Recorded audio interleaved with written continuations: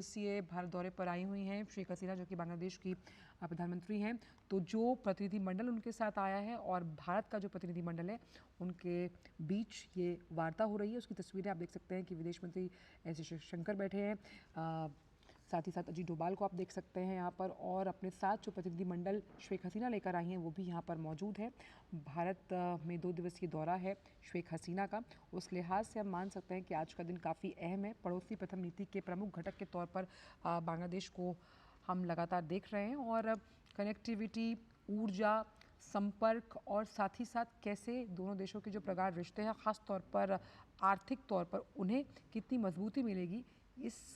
जो प्रतिनिधि मंडल की वार्ता है उसके बाद जो MOUs एक्सचेंज होंगे हम उसमें समझ पाएंगे। तो आज का दिन भारत और बांग्लादेश के रिश्तों के लिए बेहद ख़ास माना जा रहा है, और दोनों देशों के जो रिश्ते हैं, हमने अभी पिछले 10 साल का एक इतिहास आपके सामने भी रखा था कि कई ऐसे अहम समझौते हैं जो लगातार दोनों देशों के रिश्तों को मजबूती प्रदान करते आए हैं।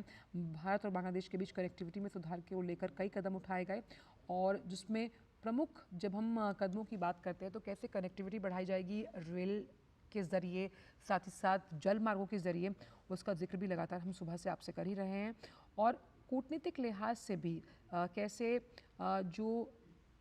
आपसी रिश्ते हैं दोनों देशों के, कई ऐसे मौके आए जब भारत बांग्लादेश के साथ कंधे से कंधा मिलाकर खड़ा रहा, जिसका जिक्र अभी हमने आपसे किया भी था। ख़ास तौर पर जब बात कर रहे हैं हम वैक्सीन प्रोवाइड करने की, और साथ ही साथ वर्ष 2014 में मैं अगर आपको लेकर जाऊं तो पहली आधिकारिक विदेश यात्रा के दौरान भारत के विदेश मंत्री जो उस वक्त थी सुषमा स्वराज, उन्होंने भी संबंधों को बढ़ावा देने के लिए कई अहम समझौतों पर हस्ताक्षर किए थे। सार्क, बिम्स्टेक,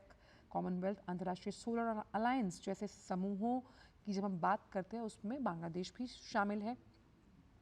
जिस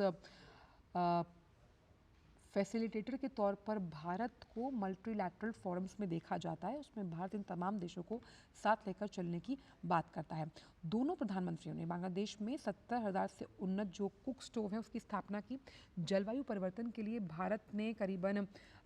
5 करोड़ से ज़्यादा रुपए का जो अनुदान सहायता है उसको लेकर भी लगातार बांग्लादेश का साथ दिया है, और प्रधानमंत्री मोदी ने विभिन्न विकास परियोजनाओं के लिए बांग्लादेश को $2 बिलियन अमेरिकी डॉलर की दूसरी ऋण सहायता की भी घोषणा की थी, जो उन तक पहुंचा है। और हम ये बात मानकर चलते हैं कि किस तरह से प्रधानमंत्री नरेंद्र मोदी और प्रधानमंत्री शेख हसीना ने बांग्लादेश में बंदरगाह निर्माण, रेलवे, सड़क, हवाई अड्डा, बिजली और ऊर्जा, दूरसंचार, शिपिंग, ये तमाम वो कई परियोजनाएं हैं, और इन सेक्टर्स को इस तरह से चिन्हित किया है जिन्हें भारत सरकार द्वारा दी जा रही करीबन $4.5 बिलियन अमेरिकी जो तीसरी ऋण सहायता है वो मिली है।